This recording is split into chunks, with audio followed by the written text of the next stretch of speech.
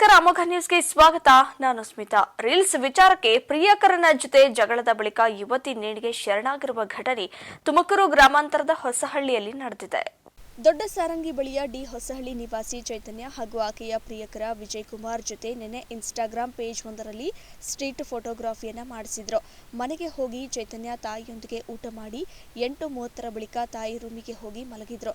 ನಂತರ ಫೋಟೋಗ್ರಫಿ ಮಾಡಿಸಿದ ವಿಚಾರಕ್ಕೆ ವಿಜಯ್ ಹಾಗೂ ಚೈತನ್ಯ ನಡುವೆ ಜಗಳವಾಗಿದೆ. ತಾಯಿ ಮಲಗಿದ್ದ ರೂಮಿನ ಚಿಲಕ ಹಾಕಿ ನಿನ್ನೆ ರಾತ್ರಿ 10 ಗಂಟೆ ಸುಮಾರಿಗೆ ಚೈತನ್ಯ ಆತ್ಮಹತ್ಯೆ ಮಾಡಿಕೊಂಡಿದ್ದಾಳೆ.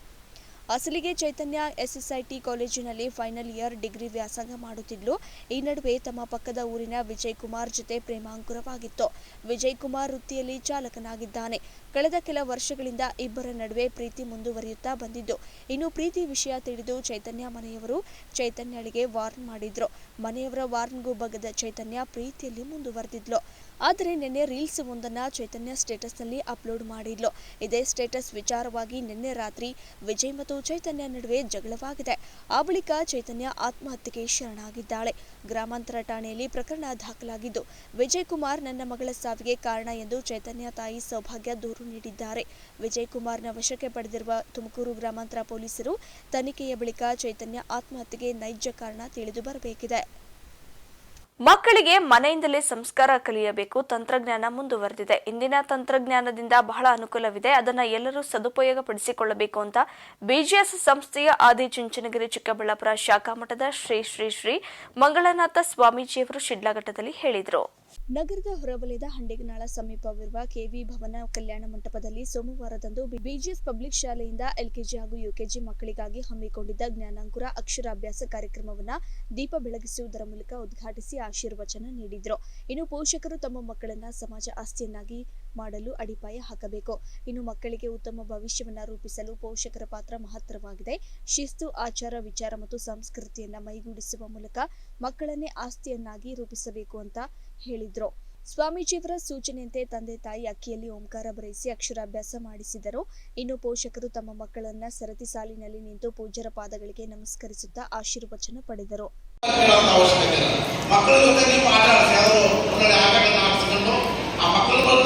ನಿಮಗೂ ಕೂಡ ಒಂದಿಷ್ಟು ಸಂಬಂಧ ಹೆಚ್ಚಾಗುತ್ತೆ.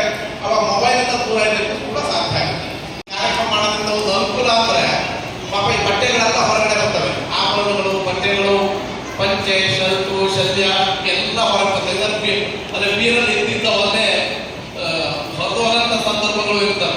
ಅವೆಲ್ಲ ತೆಗೆದು ಒಳ್ಳೆ ಪಾರಂಪರಿಕವಾಗಿ ನೀವು ಕೂಡ ಒಳ್ಳೆ ಮದುವೆ ಹೆಣ್ಣು ಗಂಟೆ ಬಂದಾಗ ಕೂತಿದ್ರಿ. ತುಂಬ ಖುಷಿಯಾಗಿ, ಯಾಕಂದ್ರೆ ಟೆಕ್ನಾಲಜಿ ನಮ್ಗೆ ತುಂಬ ಅನುಕೂಲ ಮಾಡ್ತಾ ಇದೆ.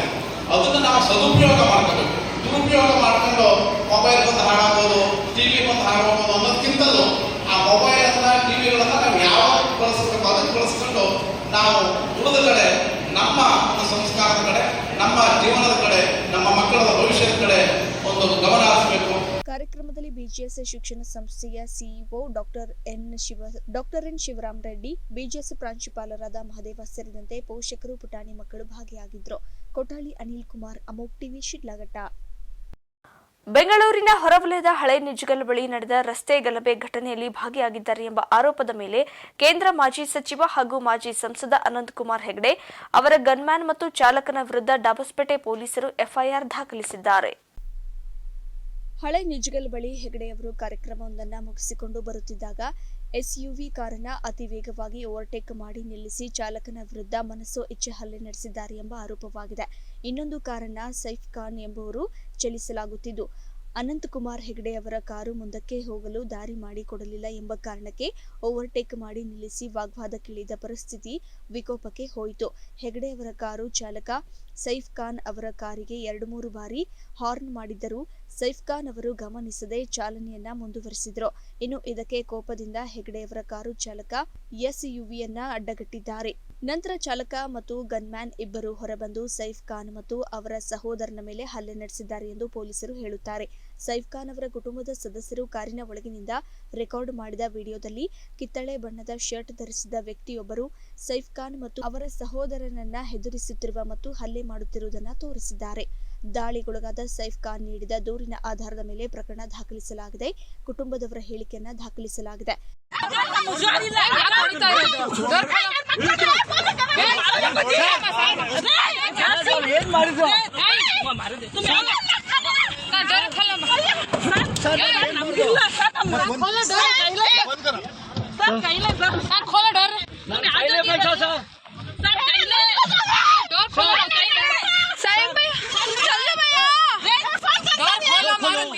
ನೆಲಮಂಗಲದಲ್ಲಿರುವ ಪೊಲೀಸ್ ಉಪ ಅಧೀಕ್ಷಕರ ಕಚೇರಿಯಲ್ಲಿ ಪೊಲೀಸರು ಅನಂತಕುಮಾರ್ ಹೆಗಡೆ ಮತ್ತು ಅವರ ಇಬ್ಬರ ಸಹಚರರನ್ನ ವಿಚಾರಣೆ ನಡೆಸಿದ್ದಾರೆ. ಗನ್ಮ್ಯಾನ್ ಮತ್ತು ಚಾಲಕನನ್ನ ಬಂಧಿಸಲಾಗಿದೆ. ಪೊಲೀಸರು ಬಿಎನ್ಎಸ್ಎನ್ ಸೆಕ್ಷನ್ 117, 126, 74, 351 ಮತ್ತು 352 ಅಡಿಯಲ್ಲಿ ಪ್ರಕರಣ ದಾಖಲಿಸಿದ್ದಾರೆ. ನ್ಯೂಸ್ ಡೆಸ್ಕ್ ಅಮೋಕ್ ಟಿವಿ ನೆಲಮಂಗಲ.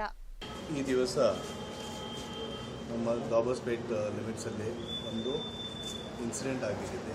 ಆ ಇನ್ಸಿಡೆಂಟ್ ಏನು ಅಂತಂದರೆ 2 ವಾಹನಗಳು ಬರ್ತಾ ಇದ್ದಾವೆ. ಇಟ್ಸ್ ರೋಡ್ ರೇಜ್ ಅಂತ ನಾವು ಹೇಳ್ತೀವಿ. ರೋಡ್ ರೇಜ್ ಇನ್ಸಿಡೆಂಟ್. ಆ ಇನ್ಸಿಡೆಂಟಲ್ಲಿ ಒಂದು ವಾಹನ XUV ಇದೆ, ಒಂದು ಇನೋವಾ ಕಾರ್ ಇದೆ. XUVಯಲ್ಲಿ ಇರುವಂಥದ್ದು ಇನೋವಾದಲ್ಲಿ ಇಬ್ಬರಿಗೂ ಮಧ್ಯೆ ಒಂದು ಅವರು ಹಿಂದೆ ಬರ್ತಾರೆ, ಅವರು ಮುಂದೆ ಬರ್ತಾರೆ, ಒಂದು ಸ್ವಲ್ಪ ಡಿಸ್ಟರ್ಬೆನ್ಸ್ ಆಗಿರೋದ್ರಿಂದ ಗಾಡಿಗಳನ್ನ ಸೈಡಿಗೆ ತಗೊಳ್ತಾರೆ. ಸೈಡಿಗೆ ತಗೊಂಡಾಗ ಈ ಇನೋವಾ ಇದು XUVಯಲ್ಲಿರುವಂಥ ಯಾರು ಡ್ರೈವರು ಮತ್ತು ಗನ್ಮನ್ ಅವರು ಅವರ ಇನೋವಾ ಗಾಡಿಯಲ್ಲಿರುವಂಥ ಇಬ್ಬರು ವ್ಯಕ್ತಿಗಳಿದ್ದಾರೆ. ಅವ್ರ ಹತ್ರ ಹೋಗ್ಬಿಟ್ಟು ಜಗಳ ಆಗುತ್ತೆ. ಆಮೇಲೆ ಅವ್ರಿಗೆ ಹೊಡೆದಿರ್ತಾರೆ. ಆ ಪ್ರಕಾರ ಅವ್ರಿಗೆ ಹೊಡೆದಿದ್ದು ಆಮೇಲೆ ಸ್ವಲ್ಪ ಅಲ್ಲಿ ಒಳಗಡೆ ಇರೋರಿಗೂ ಸ್ವಲ್ಪ ತಳ್ಳಾಟ ಆಗಿದೆ. ಅಲ್ಲಿ ಒಳಗಡೆ ಇದ್ದವ್ರಿಗೂ ಒಂದು ಹೊಡೆದಿದ್ದಾರೆ ಅಂತ ಒಂದು ಕೇಸು. ಆ ಪ್ರಕಾರ ನಾವು ಇಲ್ಲಿ ಒಂದು ಕೇಸ್ ರಿಜಿಸ್ಟರ್ ಮಾಡಿದ್ವಿ Dabaspet police station case. Section 1172, 126, sub class 274, 351, sub class 3, 352, sub class 3 and 5 ಇಷ್ಟು BNS ಅಡಿಯಲ್ಲಿ ನಾವು ಕೇಸನ್ನು ರಿಜಿಸ್ಟರ್ ಮಾಡಿದ್ದೀವಿ. ಈ ಕೇಸಲ್ಲಿ ಆರೋಪಿಗಳು 3 ಜನ ಆರೋಪಿಗಳ ಹೆಸರನ್ನು ಕೊಟ್ಟಿದ್ದಾರೆ. ಆ ಪ್ರಕಾರ ನಮ್ಮ ತನಿಖೆ ಅನಂತಕುಮಾರ್ ಹೆಗಡೆ ಮತ್ತು ಇನ್ನೊಬ್ಬರು ಡ್ರೈವರು, ಇನ್ನೊಬ್ಬರು ಗನ್ಮ್ಯಾನ್ ಅಂತ ಹೇಳಿದ್ದಾರೆ. ಮತ್ತು ಅದರ ಜೊತೆಗೆ ಇನ್ನೊಂದು 4 ಜನ ಇದ್ದರು ಅಂತ ಅದನ್ನು ಕೂಡ ಅವ್ರು ಮೆನ್ಷನ್ ಮಾಡಿದ್ದಾರೆ. ಇಷ್ಟು ಈ ಡೀಟೇಲ್ಸ್ ಇದೆ. ಇದನ್ನು ಫರ್ದರ್ ಈಗ ಫಸ್ಟ್ ನಾವು FIR ಮಾಡಿದ್ದೀವಿ. FIR ಆದ ನಂತರ ನಮ್ಮ ತನಿಖಾಧಿಕಾರಿಗಳು ಅದನ್ನು ಕಂಟಿನ್ಯೂ ಮಾಡ್ತಾರೆ ಇನ್ವೆಸ್ಟಿಗೇಷನ್. ಆಮೇಲೆ ಇದರೊಳಗೆ ಇರುವಂಥದ್ದು ಏನು ಇದೆ ಅತ್ಯಂತ ಸೀರಿಯಸ್ ನಾವು ಕೇಸನ್ನು ಗಂಭೀರತೆಯಿಂದ ನಾವು ತಗೊಂಡ್ಬಿಟ್ಟು ಕೇಸ್ ರಿಜಿಸ್ಟರ್ ಮಾಡಿದ್ದೀವಿ. ಎಲ್ಲ ಸೆಕ್ಷನ್ಸ್ ಕೂಡ ಆ್ಯಡ್ ಮಾಡಿದ್ದೀವಿ. ಅದೇ ರೀತಿ ತನಿಖಾನೂ ಕೂಡ ನಾವು ಈಗ ಶುರು ಮಾಡ್ತೀವಿ. ಆ ಪ್ರಕಾರ ಫರ್ದರ್ ನಿಮಗೆ ಮತ್ತೆ ಅಪ್ಡೇಟ್ ಮಾಡ್ತೀವಿ. ಇದರೊಳಗೆ ಏನೋ ಇಂಜೂರ್ ಏನು ಆಗಿದ್ದಾರೆ ಅವರು ತುಮಕೂರು ಆಸ್ಪತ್ರೆಗಿದ್ದಾರೆ. ಅದಕ್ಕೆ ಫಸ್ಟ್ ನಾವು ಇಂಜೂರ್ಡ್ಗೆ ನಾವು ಅದನ್ನು ನೋಡಿಬಿಟ್ಟು ಫರ್ದರ್ ತನಿಖೆ ಮಾಡಿ ಮತ್ತೆ ನಿಮಗೆ ನಾನು ನಾಳೆ ಅಪ್ಡೇಟ್ ಕೊಡ್ತೀನಿ. ನಿಮಗೆ ಹೇಳಿದ್ದಾಗಿದೆ 3 ಜನ ಅದರೊಳಗಿದ್ದಾರೆ. ಅನಂತಕುಮಾರ್ ಹೆಗಡೆ, ಅವರ ಗನ್ಮ್ಯಾನ್ ಮತ್ತು ಅವರು ಡ್ರೈವರ್. ಅದ್ರ ಜೊತೆಗೆ ಇನ್ನೂ 4 ಜನ ಅಂತ ಅವರು ಹೇಳಿಕೊಂಡಿದ್ದಾರೆ. ಅದನ್ನು ಕೂಡ ನಾವು ಅಷ್ಟೇ ಡೀಟೇಲ್ಸ್ ಹೆಸರು ಡೀಟೇಲ್ಸ್ ಕೊಡೋಣ ಸರ್. ಗನ್ ಇಟ್ಕೊಂಡು ಬೆದರಿಸಿದ್ರು ಅಂತ ಆರೋಪ ಕೇಳ್ತಾರೆ. ಅದನ್ನು ಚೆಕ್ ಮಾಡ್ತೀವಿ. ಎಲ್ಲನೂ ತನಿಖೆ ನಾವು ಮಾಡಬೇಕಾಗಿದೆ. ಪ್ರತಿಯೊಂದು ಆಸ್ಪೆಕ್ಟನ್ನು ಇದರೊಳಗೆ ಒಂದೊಂದು ಅಂಶಗಳು ಕೂಡ ನಾವು ಸೀರಿಯಸ್ ಆಗಿ ಅದನ್ನು ನಾವು ಗಮನ ಇಟ್ಕೊಂಡ್ಬಿಟ್ಟು ಅದನ್ನು ನಾವು ಫರ್ದರ್ ತನಿಖೆ ಮಾಡ್ತೀವಿ. ಯಾವುದೇ ಕಚೇರಿಯಲ್ಲಿ ಸಣ್ಣ ದಾಖಲೆ ನೀಡಲು ಕೂಡ ಲಂಚ ನೀಡಬೇಕಿದ್ದು ಯಾರಿಗೆ ಎಷ್ಟು ಎಂಬುದನ್ನು ಬೋರ್ಡ್ನಲ್ಲಿ ಹಾಕಿ ಅಂತ ಜನರಿಗೆ ಅನುಕೂಲವಾಗುತ್ತಿದೆ ಅಂತ ಬಿಜೆಪಿ ಮಧುಗಿರಿ ಜಿಲ್ಲಾ ಅಧ್ಯಕ್ಷ ಹಾಗೂ MLC ಚಿದಾನಂದ್ ಎಂಗೌಡ ತಿಳಿಸಿದರು.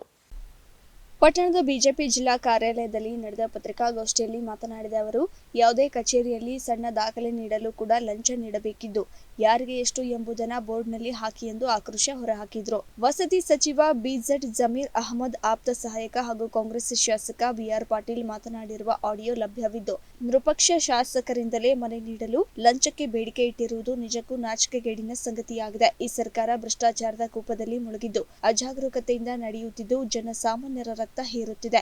ಆದರೂ ಸಿಎಂ ಸಿದ್ದರಾಮಯ್ಯ ಹಾಗೂ DCM DK ಶಿವಕುಮಾರ್ ಕಣ್ಮುಚ್ಚಿ ಕುಳಿತಿರುವುದು ಅನುಮಾನ ಮೂಡುತ್ತಿದೆ. ಇನ್ನು ಈ ಪ್ರಕರಣದಿಂದ ಸರ್ಕಾರದ ಲೂಟಿಯ ಮುಖವಾಡ ಜಗಜ್ಜಾಹೀರಾಗಿದ್ದು ಬಡವರು ಸರ್ಕಾರದ ಸೌಲಭ್ಯ ಪಡೆಯಲು ಲಂಚ ನೀಡಲೇಬೇಕಾದ ಅನಿವಾರ್ಯತೆಯನ್ನು ಸರ್ಕಾರವೇ ಅನಧಿಕೃತವಾಗಿ ನಿರ್ಮಿಸಿದೆ ಎಂದರು. ನಮ್ಮ ರಾಜ್ಯದ ಒಬ್ಬ ಪ್ರಮುಖ ಉದ್ಯಮಿ ಮೋಹನ್ ದಾಸ್ ಪೈ ಅವರು ನೇರವಾಗಿ ಸರ್ಕಾರದ ಭ್ರಷ್ಟಾಚಾರದ ಇನ್ನೊಂದು ಮುಖವನ್ನ ಮಾಧ್ಯಮದ ಮುಖಾಂತರ ಜನರಿಗೆ ಹೇಳಿದ್ದಾರೆ. ನಾವು ವಿರೋಧ ಪಕ್ಷದವರು ಆದ್ರೆ ಒಬ್ಬ ಉದ್ಯಮಿ ಈ ಮಟ್ಟಕ್ಕೆ ನೇರವಾಗಿ ಹೇಳ್ತಾರೆ. ನಾವು ಕೂಡ ಈ ಸಂದರ್ಭದಲ್ಲಿ ಸನ್ಮಾನ್ಯ ಮುಖ್ಯಮಂತ್ರಿಗಳಲ್ಲಿ, ಸನ್ಮಾನ್ಯ ಉಪಮುಖ್ಯಮಂತ್ರಿಗಳಲ್ಲಿ ಒತ್ತಾಯ ಮಾಡ್ತೇವೆ, ದಯವಿಟ್ಟು ನಿಮ್ಮ ಸರ್ಕಾರಿ ಕಚೇರಿಗಳ ಮುಂದೆ ಒಂದು ಬೋರ್ಡ್ ಹಾಕಿ, ಇಂತಿಂತ ಕೆಲಸಕ್ಕೆ ಇಷ್ಟಿಷ್ಟು ಲಂಚ. ಈಗ ಜನ ಕನ್ಫ್ಯೂಷನ್ ಇದ್ದಾರೆ, ಎಷ್ಟು ಕೊಡ್ಬೇಕು ಅನ್ನೋದು ಗೊತ್ತಾಗಲ್ಲ. ಇವರು ಅಧಿಕಾರಿಗಳು ಏನಾಗಿದ್ದಾರೆ, ಬಾಯ್ಬಿಟ್ಟು ಅವ್ರು ಕೇಳಲ್ಲ, ನೀವು ಎಷ್ಟು ಕೊಡ್ತೀರೋ ಕೊಡ್ರಿ ಅಂತ. ಹಾಗಾಗಿ ದಯವಿಟ್ಟು ಈ ಸರ್ಕಾರಕ್ಕೆ ನಮ್ಗೆ ಒತ್ತಾಯ ಏನಂತ ಹೇಳಿದ್ರೆ, ಪ್ರತಿಯೊಂದು ಕಚೇರಿ ಮುಂದೆ ಒಂದು ಬೋರ್ಡ್ ಹಾಕ್ಬಿಡಿ. ಈಗ ನಿಮ್ಮ ರೆವಿನ್ಯೂ ದಾಖಲಾತಿಗೆ 100 ರೂಪಾಯಿ ಫೀಸ್ ಇರುತ್ತೆ, 1000 ರೂಪಾಯಿ ಲಂಚ. ಅದು ಬೋರ್ಡ್ ಹಾಕ್ಬಿಡಿ, 100 ರೂಪಾಯಿ ಫೀಸು, 1000 ರೂಪಾಯಿ ಲಂಚ. ಅದೇ ತರ ನಿಮ್ಮ ಬೇರೆ ಬೇರೆ ಏನೇನಿದಾವೆ, ಸಾಗುವಳಿ ಚೀಟಿ ಕೊಡ್ಬೇಕು, ಅವನಿಗೆ ಮಂಜೂರು ಮಾಡಿಕೊಡ್ಬೇಕು, ಅದಕ್ಕೆ ಯಾವ ಫೀಸು ಇಲ್ಲ, ಅದಕ್ಕೆಲ್ಲ ಸ್ಟಾಂಪ್ ಡ್ಯೂಟಿ ಇನ್ನೊಂದು ಮತ್ತೊಂದು ಇರುತ್ತೆ, ಅದು ಬೋರ್ಡ್ ಹಾಕ್ಬಿಡಿ. ಅದ್ರಲ್ಲಿ ಇನ್ನೊಂದು ಏನ್ ಮಾಡಿ, ಇದರಲ್ಲಿ ಯಾರ್ಯಾರು ಎಷ್ಟೆಷ್ಟು ಹೋಗುತ್ತೆ, ಈಗ ಕಂದಾಯ ಸಚಿವರಿಗೆ ಎಷ್ಟು ಹೋಗ್ಬೇಕು, ಅವ್ರ ಮುಖಾಂತರ ಬೇರೆ ಯಾರ್ಯಾರು ಹೋಗುತ್ತೆ, ಇವೆಲ್ಲ ಬೋರ್ಡ್ ಹಾಕಿ ಅಂತ ಹೇಳಿ ಜನಗಳು ಒತ್ತಾಯ, ನಾವು ಕೂಡ ಅದನ್ನೇ ಒತ್ತಾಯ ಮಾಡ್ತೀವಿ. ಸಾಕಾಗ್ಬಿಟ್ಟಿದೆ ಇವತ್ತು. ಹೋಗ್ಲಿ, ಜನ ಯಾವ ಮಟ್ಟಕ್ಕೆ ಬಂದ್ಬಿಟ್ಟಿದ್ದಾರೆ, ಹಾಳಾಗೋಗ್ಲಿ, ದುಡ್ಡು ತಗೊಳ್ಳಿ, ಕೆಲಸ ಮಾಡ್ಕೊಡ್ಲಿ. ಈಗ ಅವ್ರು ಇನ್ನೊಂದು ಹೇಳಿದ್ರು, ಪಕ್ಕದ ರಾಜ್ಯದಲ್ಲಿ ಲಂಚ ತರ ಇದೆ, ಆದ್ರೆ ಅಧಿಕಾರಿಗಳು ಲಂಚ ತಗೊಳ್ಳಲ್ಲ, ನೇರವಾಗಿ ಮಂತ್ರಿಗಳು ತಗೋತಾರೆ, ಅಧಿಕಾರಿಗಳ ಕೈ ಕೆಲಸ ಮಾಡಿಸ್ತಾರೆ. ಇಲ್ಲಿ ಅಧಿಕಾರಿಗಳಿಗೂ ಕೊಡ್ಬೇಕು. ಈಗ ನೋಡಿ, ಒಂದು ಸಣ್ಣ ಉದಾಹರಣೆ, ಈ ಸರ್ಕಾರ ಬಂದ್ಮೇಲೆ ಬೆಂಗಳೂರಿನಲ್ಲಿ BBMP ವ್ಯಾಪ್ತಿನಲ್ಲಿ ಸುಮಾರು ಇಲ್ಲಿವರೆಗೆ 1.5 ಇಂದ 2 ಲಕ್ಷ ಮನೆಗಳಿಗೆ ಆಕ್ಯುಪೇಷನ್ ಸರ್ಟಿಫಿಕೇಟ್ ಕೊಟ್ಟಿಲ್ಲ. ಮನೆಗಳು ಸಿದ್ಧವಾಗಿದ್ದಾವೆ, ಒಂದು ರೂಲ್ ಮಾಡ್ಬಿಟ್ರು ಹಿಂದೆ ಸದನದಲ್ಲಿ, ಆಕ್ಯುಪೇಷನ್ ಸರ್ಟಿಫಿಕೇಟ್ ತಗೊಂಡೆ ಸುಪ್ರೀಂ ಕೋರ್ಟ್ ಆದೇಶ ಇದೆ. ಕೋಲಾರ ನಗರದ ಹೊರವಲಯದ ಕೊಂಡರಾಜನಹಳ್ಳಿ ಗೇಟ್ ಬಳಿ ರಾಷ್ಟ್ರೀಯ ಹೆದ್ದಾರಿ ತಡೆದು ಮಾವು ಬೆಳೆಗಾರರು ಪ್ರತಿಭಟನೆ ಮಾಡಿದ್ದಾರೆ. ಮಾವು ಬೆಳೆಗಾರರ ಸಂಘದಿಂದ ರಸ್ತೆ ತಡೆದು ಮಾವಿಗೆ ಬೆಂಬಲ ಬೆಲೆಯನ್ನ ಘೋಷಣೆ ಮಾಡುವಂತೆ ರಸ್ತೆಗೆ ಮಾವು ಚೆಲ್ಲಿ ಪ್ರತಿಭಟನೆ ನಡೆಸಿದ ರೈತರು ಮಾವು ಬೆಳೆಗೆ ಬೆಂಬಲ ಬೆಲೆಯನ್ನ ಘೋಷಣೆ ಮಾಡುವಂತೆ ಮಾವು ಬೆಳೆಗಾರರು ಒತ್ತಾಯಿಸಿದ್ದಾರೆ. ಮಾವು ಬೆಳೆಗಾರರ ಪ್ರತಿಭಟನೆ ಹಿನ್ನೆಲೆ ಸುಮಾರು 2 ಕಿಲೋಮೀಟರ್ಗೂ ಹೆಚ್ಚು ದೂರ ಟ್ರಾಫಿಕ್ ಜಾಮ್ ಉಂಟಾಗಿದ್ದು ವಾಹನ ಸವಾರರು ಪರದಾಡುವಂತಾಗಿದೆ.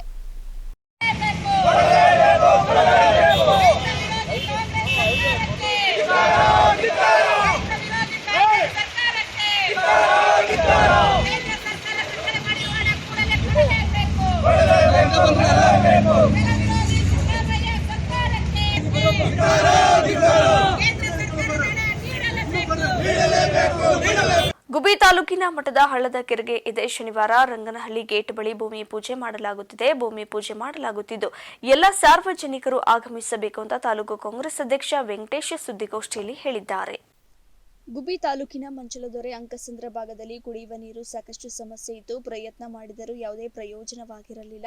ಮುಖ್ಯಮಂತ್ರಿ ಸಿದ್ದರಾಮಯ್ಯ, ಡಿಕೆ ಶಿವಕುಮಾರ್ ಹಾಗೂ ಶಾಸಕ ಶ್ರೀನಿವಾಸ್ ಅವರ ನೇತೃತ್ವದಲ್ಲಿ ಸುಮಾರು 50 ಕೋಟಿ ವೆಚ್ಚದಲ್ಲಿ ಮಠದ ಹಳ್ಳದ ಕೆರೆಗೆ ನೀರು ಬಿಡಲು ಭೂಮಿ ಪೂಜೆ ನೆರವೇರಿಸುತ್ತಿರುವುದು ಅತ್ಯಂತ ಖುಷಿ ನೀಡಿದೆ ಎಂದರು. ಇನ್ನು ಇದೇ ಸಂದರ್ಭದಲ್ಲಿ ಮುಖಂಡರಾದ ಗುರು ರೇಣುಕಾರಾಧ್ಯ, ಸಣ್ಣ ರಂಗಯ್ಯ, ಬಿದ್ರೆ ಯತೀಶ್, ಹೆಂಜಾರಪ್ಪ ಇತರರು ಹಾಜರಿದ್ದರು.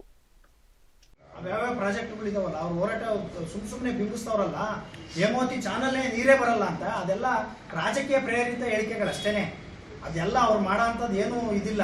ಮತ್ತೆ ಈಗೇನು ಸ್ಪೀಡ್ ಕ್ಯಾನಲ್ ಮಾಗಡಿ ಕುಣಿಗಲ್ಲು ಮಾಗಡಿ ರಾಮನಗರ ತಗೊಂಡೋಗ್ತಾರೆ ಅಂತ ಹೇಳಿ ಸುಳ್ಳು ಅಪಪ್ರಚಾರ ಮಾಡ್ತಾರಲ್ಲ, ಅದ್ರ ಬಗ್ಗೆ 5ನೇ ತಾರೀಕು ಮುಖ್ಯಮಂತ್ರಿಗಳೇ ನಮ್ಮ ಜಿಲ್ಲೆಯ ರೈತಪರ ಸಂಘಟನೆಗಳು ಮತ್ತೆ ನಮ್ಮ ಶಾಸಕರ ನೇತೃತ್ವದಲ್ಲಿ ಒಂದು ಸಭೆ ಮಾಡ್ತಾರೆ ವಿಧಾನಸೌಧದಲ್ಲಿ ಬೆಂಗಳೂರಲ್ಲಿ. ಆ ಸಭೆ 5ನೇ ತಾರೀಕು ಫಿಕ್ಸ್ ಆಗಿದೆ.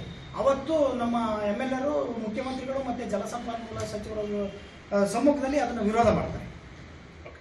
ಜಲಜೀವನ್ ಕಾಮಗಾರಿಗಳು ಅರ್ಧಂಬರ್ಧಕ್ಕೆ ನಿಂತಿರುವುದರ ಬಗ್ಗೆ ಸಾರ್ವಜನಿಕರಿಂದ ಹಲವು ದೂರುಗಳ ಬಂದ ಹಿನ್ನೆಲೆಯಲ್ಲಿ ಇಂದು ಅಧಿಕಾರಿಗಳ ಹಾಗೂ ಗುತ್ತಿಗೆದಾರರಿಂದ ಮಾಹಿತಿ ಪಡೆದಿದ್ದೇನೆ ಅಂತ ಶಾಸಕ SR ಶ್ರೀನಿವಾಸ್ ಹೇಳಿದ್ದಾರೆ. ಪಟ್ಟಣದ ತಾಲೂಕು ಪಂಚಾಯಿತಿ ಸಭಾಂಗಣದಲ್ಲಿ ಜಲಜೀವನ್ ಕಾಮಗಾರಿ ಬಗ್ಗೆ ಮಾಹಿತಿ ಪಡೆದ ಶಾಸಕರು ಗುತ್ತಿಗೆದಾರರಿಗೆ ಖಡಕ್ ಎಚ್ಚರಿಕೆಯನ್ನು ನೀಡಿದ್ದಾರೆ. ಯಾವೆಲ್ಲ ಕಾಮಗಾರಿಗಳು ಸರಿಯಾಗಿ ನಡೆದಿಲ್ಲ ಅವುಗಳನ್ನು ಇನ್ನೂ 1 ತಿಂಗಳ ಅವಧಿಯಲ್ಲಿ ಮುಗಿಸಬೇಕು, ಗುಣಮಟ್ಟದ ಕಾಮಗಾರಿಯನ್ನು ಮುಗಿಸಬೇಕು ಹೀಗೆಂದು ತಿಳಿಸಿದರು. ಸರಿಯಾದ ರೀತಿಯಲ್ಲಿ ಕೆಲಸ ಮಾಡದೆ ಹೋದರೆ ಅಂತಹ ಗುತ್ತಿಗೆದಾರರಿಗೆ ಅಧಿಕಾರಿಗಳಿಗೆ ತಿಳಿಸಿದರು. ಇನ್ನು ಅಧಿಕಾರಿಗಳು ಸಹ ಸರಿಯಾದ ರೀತಿಯಲ್ಲಿ ಕೆಲಸ ಮಾಡುತ್ತಿದ್ದಾರೆ. ಇಂತಹ ಸಮಸ್ಯೆಗಳು ಆಗುತ್ತಿರಲಿಲ್ಲ. ಅಧಿಕಾರಿಗಳು ಹಾಗೂ ಗುತ್ತಿಗೆದಾರರು ಗುಣಮಟ್ಟದಲ್ಲಿ ಕೆಲಸ ಮಾಡದೆ ಹೋದರೆ ತಕ್ಕ ಶಾಸ್ತಿ ಅನುಭವಿಸುತ್ತೀರಾ ಅಂತ ಖಡಕ್ಕಾಗಿ ಎಚ್ಚರಿಕೆ ನೀಡಿದರು. ಸಮಸ್ಯೆ ಆಗಿಲ್ಲ. ಕೆಲವು ಈಗ ನೀವು ಇದ್ರಿ, ನಾನು ಎಲ್ಲ ಕಡೆ ರಿವ್ಯೂ ಮಾಡಿದೆ, ಎಲ್ಲ ಪಂಚಾಯತಿಗೂ ಆಲ್ಮೋಸ್ಟು 60-70% ಈಗ ನೀರು ಕೊಡ್ತಾ ಇದ್ದೀವಿ.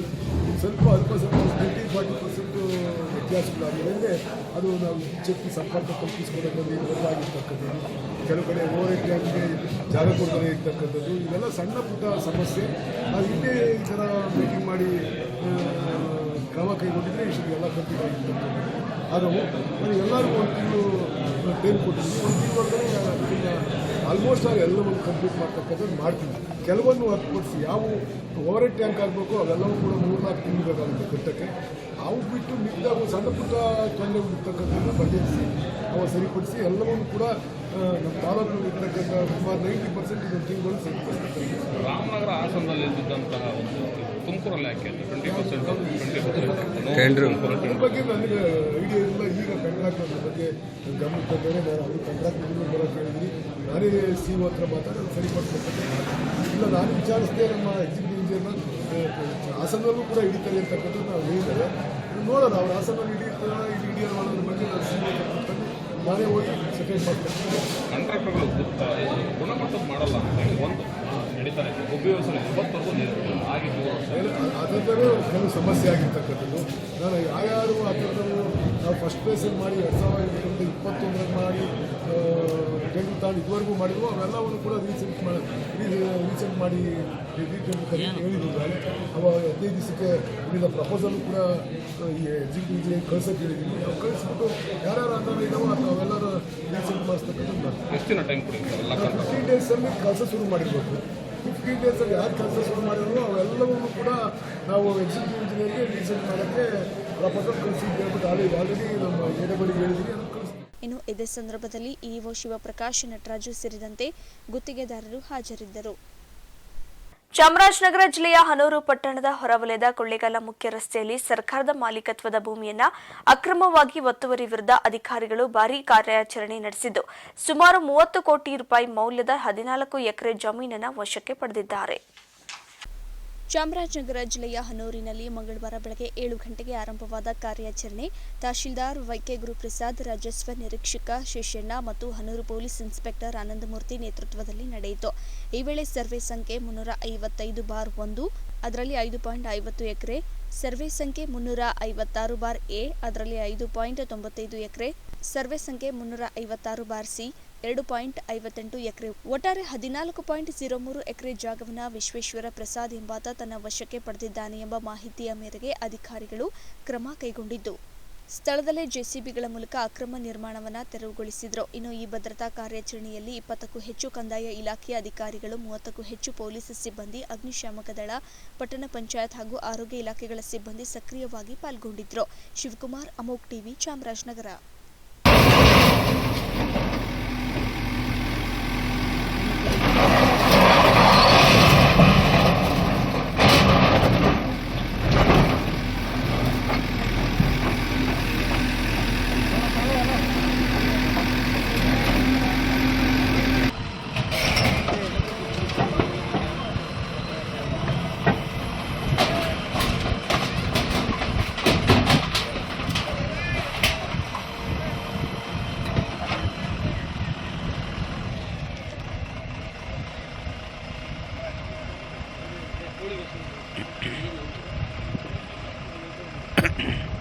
ಬಾಕಿ 6 ತಿಂಗಳ ವೇತನ ಹಾಗೂ ಪರಿಹಾರ ಭತ್ಯೆ ನೀಡಬೇಕೆಂದು ಒತ್ತಾಯಿಸಿ ಅರಣ್ಯ ಇಲಾಖೆ ದಿನಗೂಲಿ ನೌಕರರು ಮಲೆ ಮಹದೇಶ್ವರ ವಿಭಾಗದ ಕಚೇರಿಯ ಮುಂದೆ ಪ್ರತಿಭಟನೆ ಮಾಡಿದ್ದಾರೆ.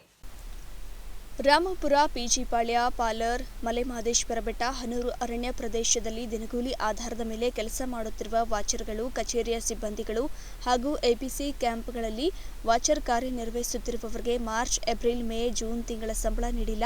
ಹಾಗೆ ಪರಿಹಾರ ಭತ್ಯವನ್ನು ಸಹ ನೀಡದೇ ಇರುವುದರಿಂದ ಸಂಸಾರ ನಡೆಸಲು ಕಷ್ಟಕರವಾಗಿದೆ ಎಂದು ತಮ್ಮ ಅಳಲು ತೋಡಿಕೊಂಡಿದ್ದಾರೆ.